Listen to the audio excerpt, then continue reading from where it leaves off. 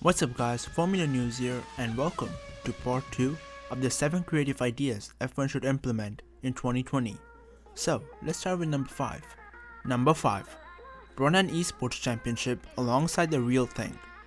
Esports is thriving at the moment, as people have grasped at whatever racing they can during this period of having no actual motor racing.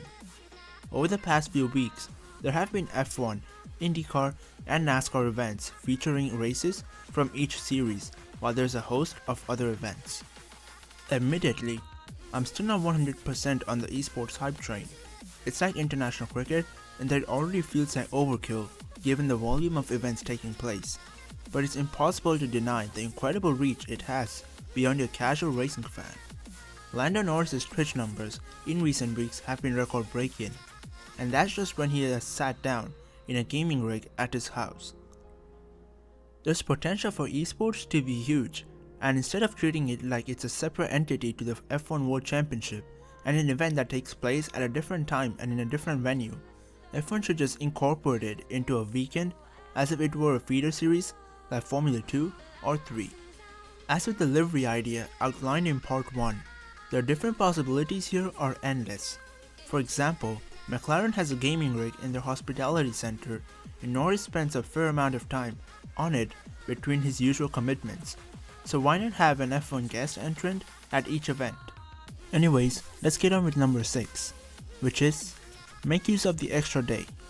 The main problem with F1 switching to 2-day race weekends is the knock-on effect it has on race promoters who sell tickets for Friday practice and expect 3 days of entertainment on the circuits.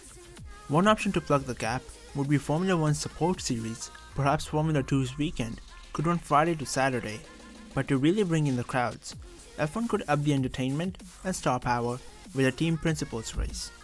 The idea has been floated before, not least because Toto Wolff, Christian Horner, Zak Brown, and Franz Tost are all former racing drivers, but an agreement was never reached to make it happen in reality. If their team bosses were all in equal machinery, or even road cars linked to their manufacturers, the racing would be hugely entertaining, while still allowing the rest of the F1 teams to run on a 2-day schedule to ease the burden of traveling.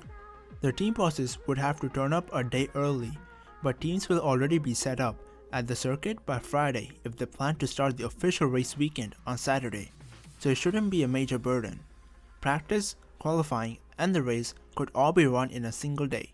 A balance of power could be applied if it turns out one team boss is better than the rest, but ideally, the competition would be run in the spirit of it not being the winning that counts but the taking part.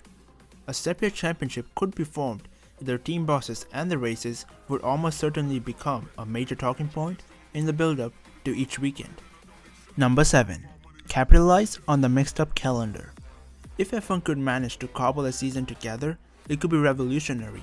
The current schedule has been largely unchanged for years. Start in Australia in March, get to Europe in May, summer break in August, Asia in September-October, followed by the Americas and Abu Dhabi to finish in November. Getting a 2020 season together will require a great deal of improvisation and flexibility. F1 will shoehorn as many of the postponed races into the second half of the year as feasibly possible. If this is the case, why not make something of it? Ask some circuits to commit to which dates they can do and make at least part of the process interactive.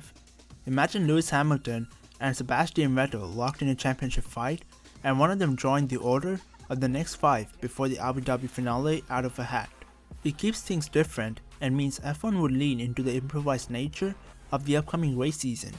Circuits are already having to make plans on the fly, and those with permanent facilities have a bit more flexibility to do this than those that need to be constructed from scratch every year. The series hopes to race in Europe from July until early September, before heading to Eurasia, Asia, and the Americas through September, October, and November. F1 hopes to finish the season with December races in Bahrain and Abu Dhabi. Kerry is sticking to his prediction of a 15 to 18 race season. And that's the end of part 2 and today's video. To keep up with Formula 1 news, please hit the like and subscribe button, and also follow us on Instagram at BanterSteiner. Apart from that, we hope you enjoyed the video, hope you have an awesome day, and until next time, goodbye.